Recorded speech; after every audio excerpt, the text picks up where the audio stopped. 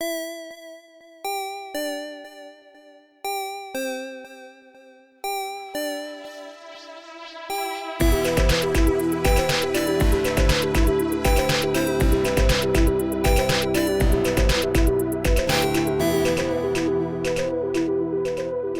in my hands, I have 2 copies of the original run of Monster of the Week.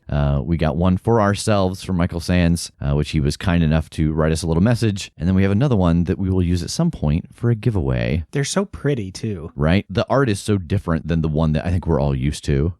So how do I enter for the extra one? I don't know yet. We gotta figure out something that's coming up that we want to use it for a good prize for. Oh, okay. Because we've also got our copy of Rapscallion we should use as a prize too, because we're not using it anymore because we're using all of Whistler's updated notes while we play. That's true. Tass, you can also just take it. Oh, yeah. Like it's right there. I'll see y'all later. Get your hand back. If you haven't had a chance yet, you should head over to the website, thecritshowpodcast.com. When we launched Season 3, we had a bunch of updates to the site. There are pages now for each individual show that we do that gives you a lot of information. There's some fan art on there. We also have new portraits of the cast and all of the crew, courtesy of our artist in residence, Rem. So head over to thecritshowpodcast.com and take a look at all of the new updates we have got on there. Also, I have not said this in a very long time, but if you're on social media, if you've got Instagram or Twitter, you should follow us at The Crit Show. Kim and Rachel are doing a great job with our social media. They're posting a lot of really fun things, especially on Twitter. So if you're on either of those social media platforms, you should give us a follow. And with that, it's time to let the recap roll. I'm going to start going through the locked drawers then real quick to see if it's in one of those. There's a necklace, there is a knife, and then the third one is this skull. It is wrapped in muslin, but you can feel the shape of it. And in each photo, the monstrous figure she's standing next to is holding a golden belt aloft in one hand like a victory pose. On the desk, a letter, and you read through it real quick, and it is her invitation to the Monster Mash, which is an event where select people from around the world bring their strongest cryptid to fight it out for a grand prize. And the grand prize is a large cash purse, the magical artifact you used as your entry fee returned to you, and the choice of one additional magical artifact from a curated list. Your eyes jump to the bottom of the page where you quickly recognize the signature of the person who orchestrates the Monster Mash every year. Strom. Do you mind if I watch at least, if I can't put a bet? Like, I'm just very intrigued about how this works. And I will text him, teleport next to me. Okay, I do that. The skeleton gets down and the ghoul raises its fist in victory. And then it stops for a second and it sniffs the air. And it turns and looks at Maddie and it sees the two of you standing next to her. Hey, why do you two smell like my home? Jake and Tass hear you stand at the lip of this monster fighting pit. This enormous ghoul has just turned in your direction, sniffed the air a few times, and asked you why you smell like his home. And Maddie very quickly turns and looks at the two of you. Where is your home? What has that got to do with anything? Well, frankly, he's a teleporter, and so we've kind of been a lot of places in the last couple days. So I don't know where you might mean. I live underground in the tunnels near Maddie's place. I don't think you're accidentally teleporting into there, are you? I'm going to look up to Jake like with that shrug that has come up dozens of times. I have to say dozens in the way of, do we just tell them?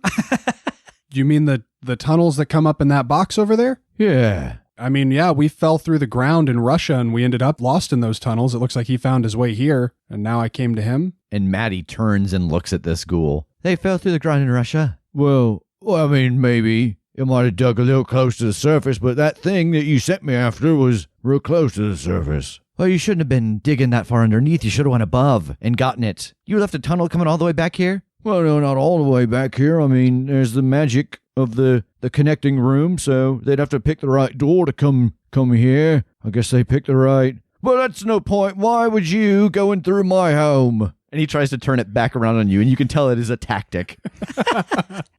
I just said we fell in by accident. I think the real question is, what were you doing digging all the way to Russia? It sounds like you weren't supposed to be there. No, I was supposed to. I just probably wasn't supposed to dig that close to the surface. I had to go get the... And Maddie stops him. He was procuring the item for our entrance into the fight. We'll have to send someone back to close that tunnel up. Oh, I think we did that already. Yeah, it kind of caved in behind us. That's why we got stuck and ended up coming out over here. We couldn't just go back out the way we came. Well, see, I set them up like that on purpose. Make sure that no one can follow us, right? Like, I'll dig close to the surface, it'll cave in. And he's kind of backing towards the door that he came in the pit. Uh-huh.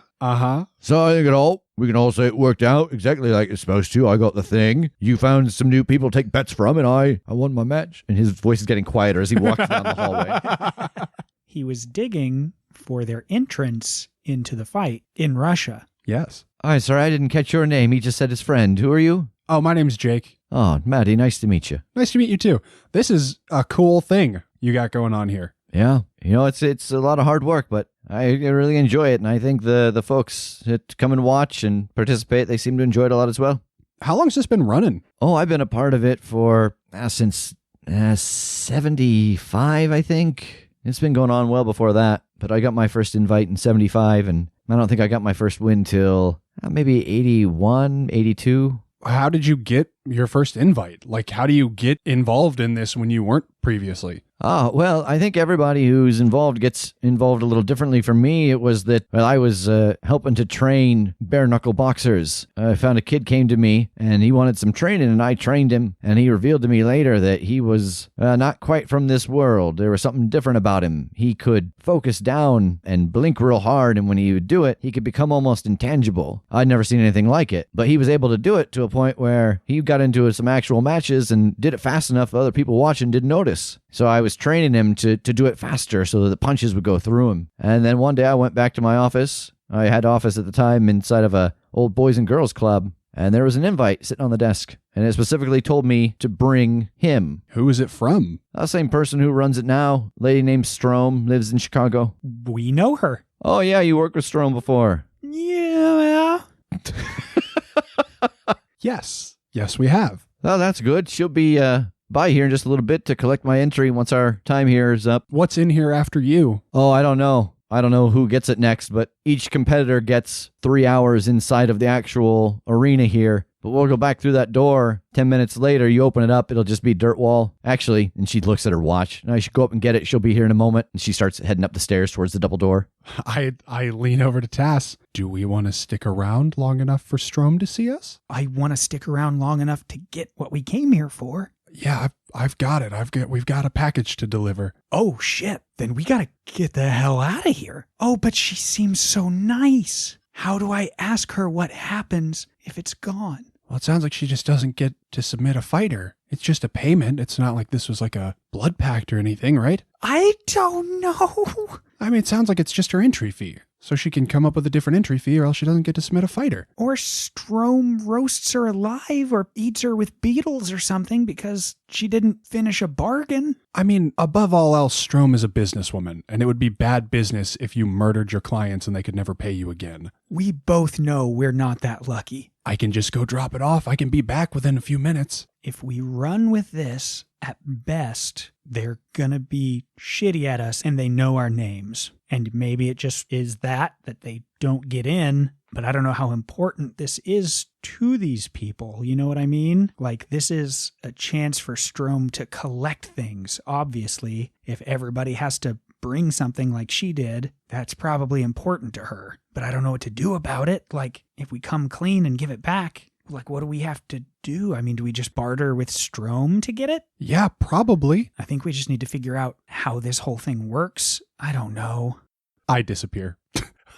We're talking about this too much. I go back to Yaga's house. You appear outside of Baba Yaga's house, and the front door is open. I will go in and pull the skull out of the pocket dimension. Hey, here's your thing. Is it okay if I don't hang around I'll be back in a little bit? You don't want the information that I've got for you. Can I come back and get it in like an hour? Yes, I suppose so. Thank you. And then I will return to Tass. So in the interim, for you, Tass, Jake vanishes. And then you hear someone yelling from up the stairs, and it's kind of muffled, but you hear the word thief and lockdown, and Maddie comes bursting in the double doors. Someone stole it. I don't know where it is, but we're going to figure it the fuck out right now. And from behind you, you hear, what's the matter? What was stolen? Strom, we were just talking about you. Oh, I wasn't expecting to see you here. That goes for me as well. You weren't expecting to see me? This is my arena, my event. Why would you expect to not see me here? I stumbled here by complete accident, frankly, and just learned that that's the case. And Maddie is pounding down the stairs towards Strom, who is standing on the other side of the pit. You can see that a little magical door has appeared partway on the stairs that Strom has come through behind you. Well, Strom, I know I'm supposed to pay you right now, but the thing I had for you, it was a good one too, and it's gone missing. It was in my desk before we got our time here in the arena, and now it's gone. And Strom grins, and her eyes just drift over to you. Jake, you go to teleport back to Tass. Nothing happens. You felt this before. It feels like your ability to teleport is being blocked by something. Oh, I hoped I was going to outpace that. I'm going to teleport back to where the entrance was when I went up the hallway into the daylight. Yeah, so you appear inside of this Stonehenge configuration, and in front of you is that open rectangle in the ground that has the path going down, but you see a really thin film over it. Can I breach the film? Like if I step a foot forward? It's like walking on a force field. Still there aren't people about? They're not. I'm just going to start yelling. Just, hey, the door's locked. Hey. So Tass, inside, Strom has just turned to you with Maddie saying that her entry has gone missing. I want to talk to my lawyer. Maddie looks at you and looks at Strom. What's that look for? I've had issue with this one in the past. Well, not him, but one of his friends, stealing items from my penthouse. Well, let's search him, I say. And she starts to walk towards you. I will put my hands up, like, not resisting this at all. Okay. Yeah, she comes over and she puts these enormous hands on you and starts to check your shoulders and your back. She lifts you in one hand at one point. Oh, what? And you can feel when she touches you with this hand that brass knuckle, it's almost vibrating. Something is coming off of it. It is not natural. And then after a moment, she sets you down and she crosses her arms over her chest. So what are we supposed to do now? I had something for you, and now it's gone, and you're saying this fellow probably had something to do with it. That is an interesting question. What are we going to do about that, Mr. Tasselhoff? Can I take a guess here? Can I just sort of see if what's going on with y'all matches up with what's going on with us? Okay, so check this out. Baba Yaga, we're familiar. Strom, I know you're familiar. You're familiar, right? Yes. Yeah, okay. So we're doing a job for her because she owns an item. It's like it's her item that was lost, and we went to like go find it. We were going to go find her item, and we fell into this hole, and we kind of meandered around, and we found this, and it is my impression that Jake found the thing that belongs to Baba Yaga and just took it back to her because it's hers, because that's how that should work. And I get the impression that it might be that it's the same thing. It's the same thing. Is it like a skull? Yeah. That immolates people? Well, it was a skull that had two burning coals for eyes. That's the story, yeah, that it emulates folk. It does, because I've seen it sort of in action in a way. Well, it seems to me that I don't want to go so far as to say a crime has been perpetrated, but my friend Maddie here is missing her item for entry. What might you have to offer up in exchange? Because I imagine that Maddie, and you can correct me if I'm wrong, not being able to enter would be very, very frustrating to you. And for this brief moment, you see Maddie, she's nodding, and you can visibly see the force emanating off of this brass knuckle. That's pretty cool. What does that do? Oh, this is the piece that I got the first time I won, me and my champion. They took the entry, I got to keep this. And she walks over to the front row, one of the stone benches, and she punches it, and it turns to dust. Not that it touches and it poof becomes dust, but the impact is so hard then instead of rocks crumbling, dust crumbles to the ground, and it matches in sound to what happened when the ghoul was pounding the ground earlier. Well, I don't have anything personally that I should offer because it's stuff I have to have. Yeah. Oh, boy. And where is Jake now, if he's not here with you? I have to assume Baba Yaga's cottage. Maddie, dear, could you do me a favor? And Maddie glares at Strom. Turn off the lockdown. I have a theory. And Maddie grunts, and she turns and she stomps very slowly up the stairs towards the double door. And a moment later, outside Jake, that field vanishes. And I fall like the several feet because I was stomping on it. Yeah, you fall into the hallway, and you see very far down at that fourth door, Maddie's head peek out and see you. I teleport to Tass. Yeah, so Tass, you are standing there, and Jake appears next to you, and Jake, Tass is standing there next to Strom. Hello. Jake, you remember Strom, Jake, everybody? Good to see you, Jake. Mm-hmm. And Maddie comes in down the stairs. We were just talking about how Tass and perhaps you now were going to come up with something to make up for Maddie's entrance fee to the event. Because we have got about 3 minutes now before the next group is due to be in here. And if Maddie has not handed me her item, she won't be able to enter. And that would make Maddie very angry. We don't like that. We don't want that. I agree. Even if I wasn't terrified of her, I would agree. Do you know of anything anywhere that we've been? I could just pop in, pop out, take a thing. Strom's your place all locked up.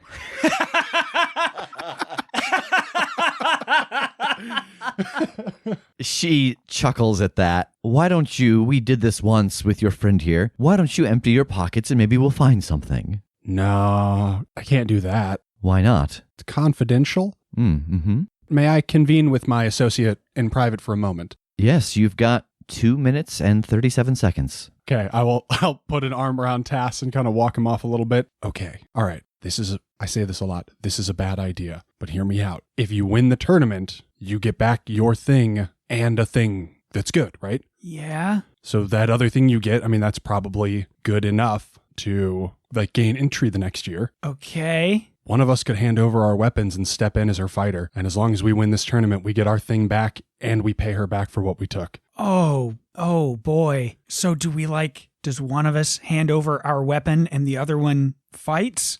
Yeah, unless you're not allowed to fight in this thing armed. Seems like everything you've seen so far has just been like hand to hand. Yeah, and it doesn't look like they kill each other. I don't know. Anything else seems like stuff we need. And after what happened at her place last time, I'm not giving her the Damien coin. I mean, the only thing I could give up that I don't think we absolutely need is the key, which I did just get some pretty sweet use out of. Yeah, I'd say you went ninja in here in like 4 minutes. Yeah. Okay, let's try. Let's try it. Let's barter. With what? With the key? Yeah. Maybe she would just take one of us as her fighter. Maybe we give her the key and offer to fight for her. And, if one of us kicks the shit out of that giant ghoul, we'd be the best she's got. We've got about 2 minutes to prove it. Okay. Which one of us fights? I'm stronger, but you're tougher. I hold a fist out.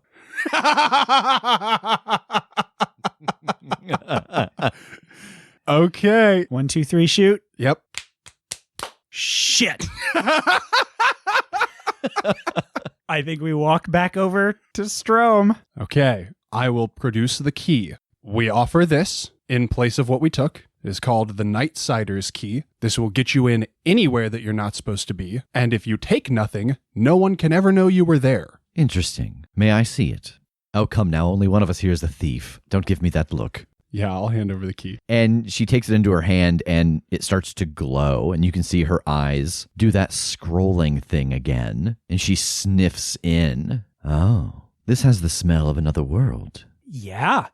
Whole other world. Yes, I believe this will do. Maddie, are you in agreement? Oh, it doesn't seem like I've got much of a choice. Running out of time, aren't we? Now, Maddie, we'll give you that regardless, but I would like to make you a pitch. Tass here is a highly accomplished fighter. Would you be willing to let him test his mettle to maybe step in as your fighter in this competition that we might earn back what we've just put in? And you collect the winnings. Sorry, I'm laughing because I did not realize the loser had to fight. I thought the winner got to fight. And you guys were rock, paper, scissoring to get out of it.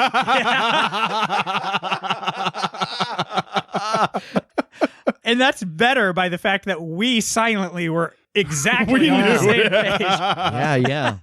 Is this competition strictly unarmed? No, you can use anything that's part of you. What do you mean part of you? Well, like, I got a fighter who's got claws, got teeth. There's a fighter that needs a suit to be on this plane of existence. Anything that is part of you. But like your brass knuckle, that wouldn't count. Yeah, correct. What about a magical tie to a person that gives them their ability? Well, first off, no persons allowed. This is a monster fight. Oh, so like if we tried to offer to fight, we couldn't do it. Oh, yeah, we're going to let 2 monster hunters fight in our monster fight. Monster hunters is a severe way of referring to us. I mean, we get on with easily half of the monsters I think we encounter.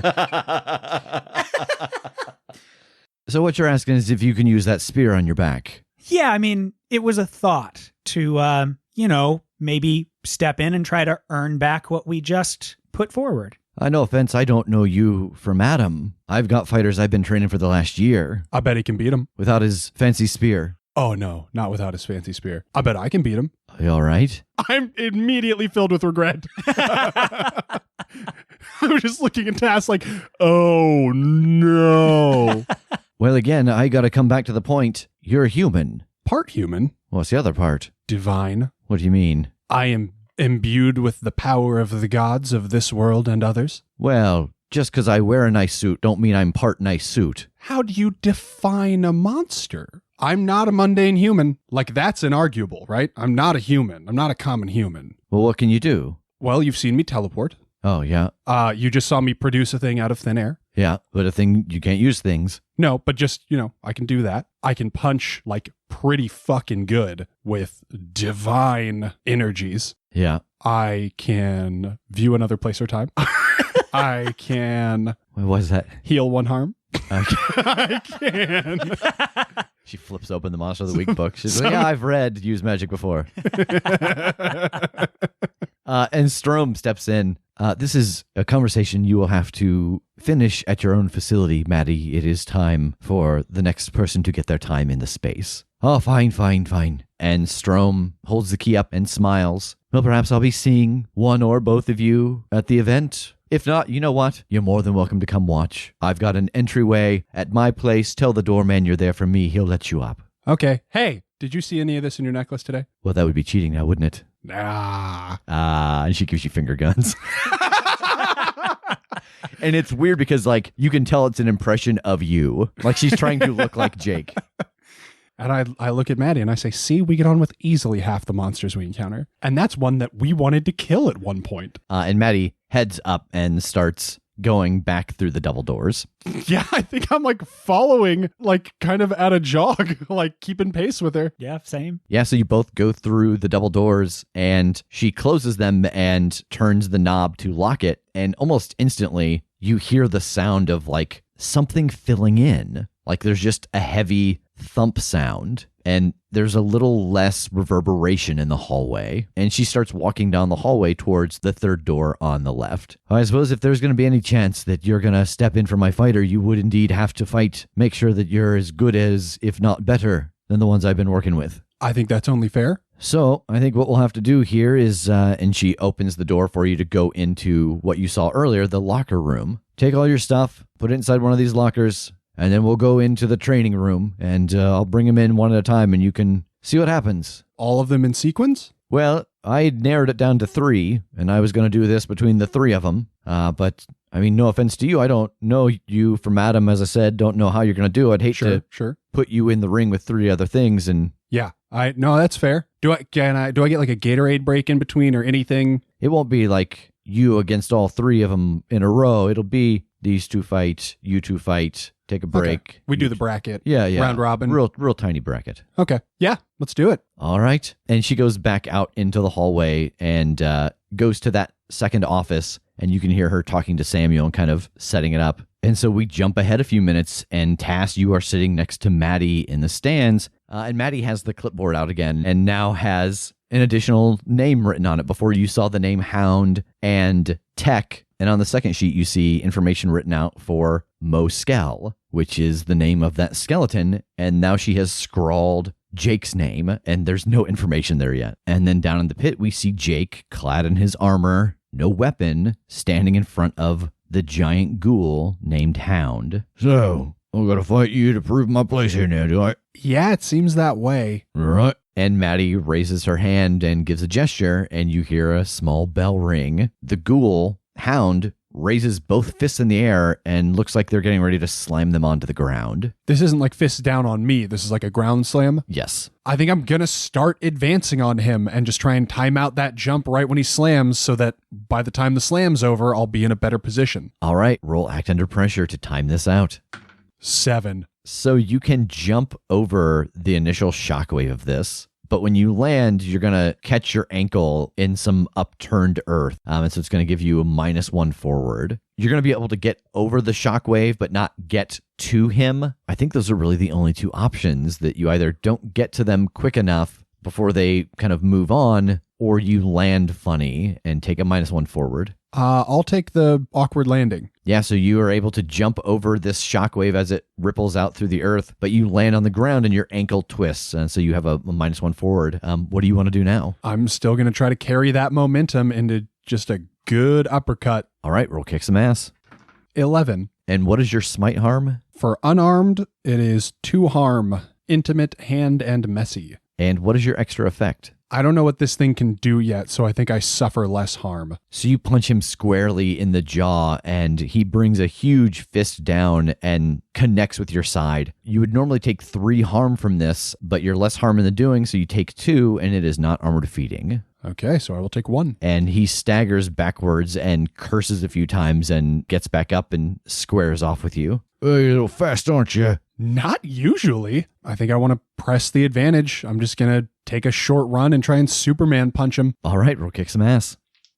That one's a 6. So you dive in and you swing at his chin again, and he sidesteps, and you take 2 points of damage, not armor defeating, as he matches your uppercut and knocks you backwards across the ring. Oh. You see, with a good heavy punch, it should take the person off their feet, not just piss them off. I crawl back to my feet. Thanks for the pointers. Been trained by one of the best. And he starts to run on all fours in your direction. Okay, I want to teleport to the point in the air along his path that he just knocked me in and just people's elbow him on the way down. Boy, I don't think there's a role for this. This is not a kick some ass because this is not a move that he could be expecting. And so I think you land it. You appear in the air and you drop an elbow on his head and knocking him to the ground. And for the moment, he is on the ground. I want to try to submit him. How do you want to do this? I want to get him in basically a crucifix hold. Legs around one arm, arms around the other arm, and just start stretching them backwards. All right, roll tough.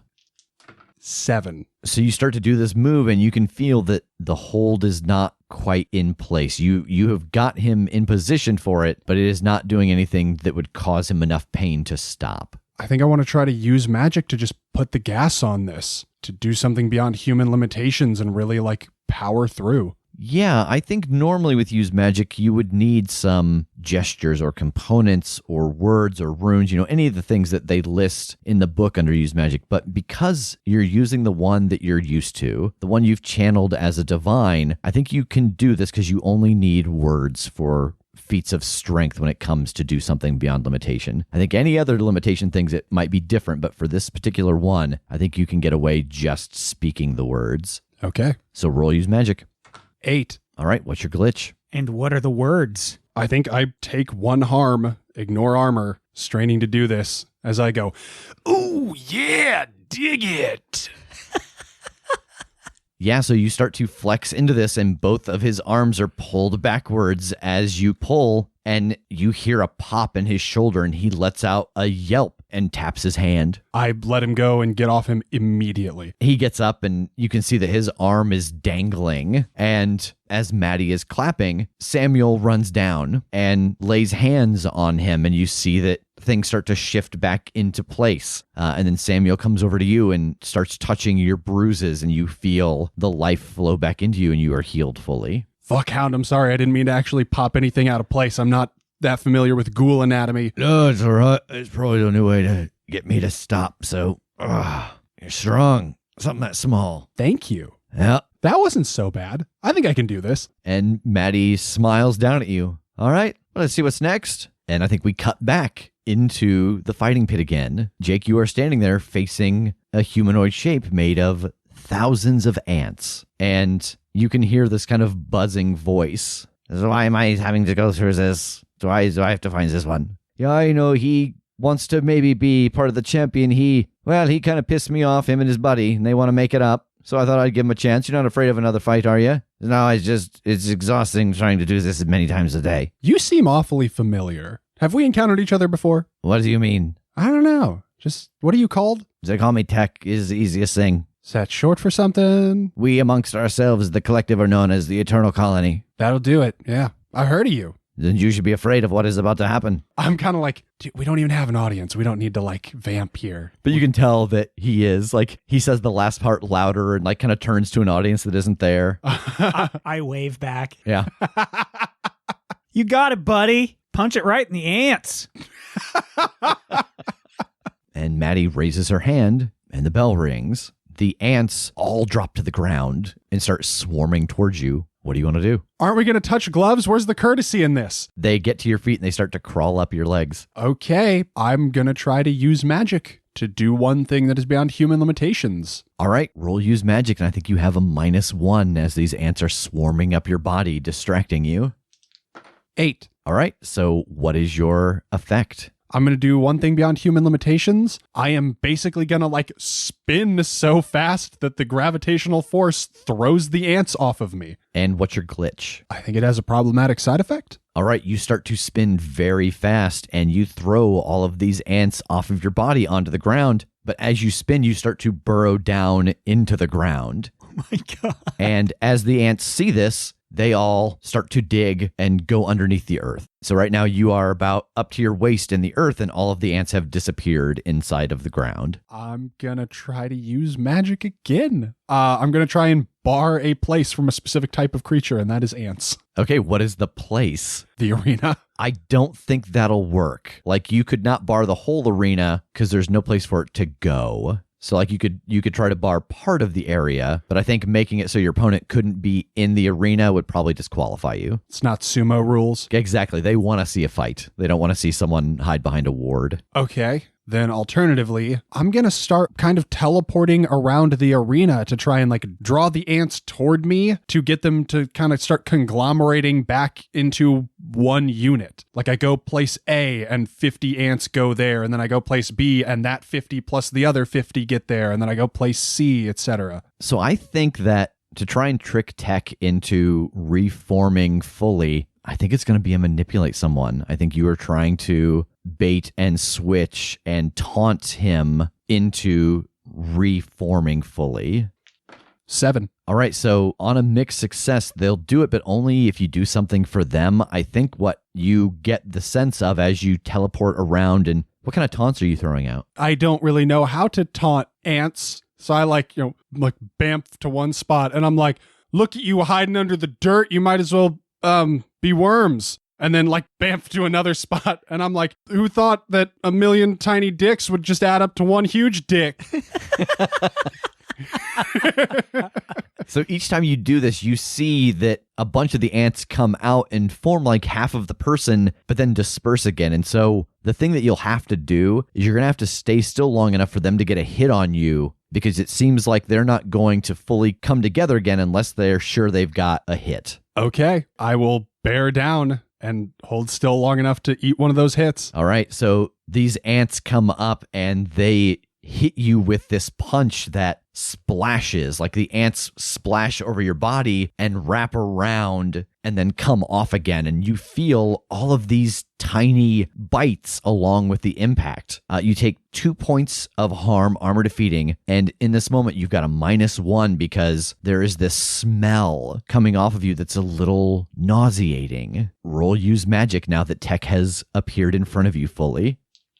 10. What does this look like? How does your hold a creature look? I have an image from a video game in my head. I think it might be Breath of the Wild. I think it's Breath of the Wild. So like golden chains kind of like spring out of nothingness. Like they all hit at once, but there is this kind of flash of golden light as they hit that encircles the creature. Like it's been cellophane wrapped. And the chains just kind of, they appear and that flash happens and the chains themselves are gone. But they are trapped in this like field surrounding the body. Can I ask you why everything's golden, Jake the Executioner? Oh, good call. Yeah, I'm not like no, you're right. It's probably like a nasty red. Like fiery chains from God of War. Yeah. It's probably all fire themed now. Okay. Got a lot of rebranding to do. Yeah, that's true. And this field is around Tech, and they're just locked in place. I look at Tech. Do you give? Why? Well, because you can't move again unless I let you. We'll see. Okay, I'm going to punch Tech. I think that's going to break the field of effect. Okay. There's no roll for this because there's no chance of failure. So what is your damage? 2 harm. Intimate hand messy. All right. You throw this punch and the red light around Tech shatters away. And you notice that Tech has a lot of give. Like you feel like that when you hit, it didn't do exactly what it should. There's some absorption, ants shifting around, crawling. And so it doesn't feel like a solid hit. And Tech staggers backwards and starts to charge towards you, taking the form actually of a giant ant with very large pincers in the front, opening and closing. But he did have like some substance, right? Yes. Okay. Then as he charges, I'm going to raise both fists and just smash them down on the pincers. Hopefully get him to kind of bury his nose in the dirt and go over. Okay, I think this is going to be an act under pressure. Nope. That is a 3. You mistime this because Tech is moving so fast, and you take 3 points of damage, not armor defeating, as they get this mandible around you and start to squeeze. And Tass, up in the stands, you hear echo through the arena the dull crack of ribs breaking.